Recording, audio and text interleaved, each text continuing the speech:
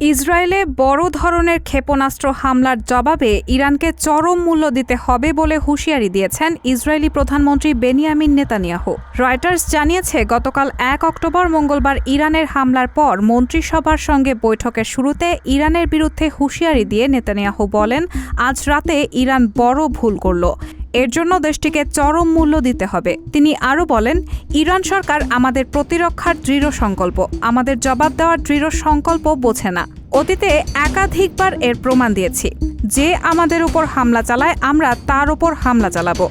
Netanyahu বলেন, তারা বুঝতে পারবে আমরা আমাদের নিয়মে থাকব। যারা আমাদের হামলা করবে, আমরা তাদের হামলা করব। এদিকে ইরানের প্রেসিডেন্ট পেজেশকিয়ান হুঁশিয়ারি দিয়ে বলেছেন, আজ রাতের হামলা ইরানের সামর্থ্যের ঝলক মাত্র। ইরানের সঙ্গে সংঘাতে জড়াবেন না।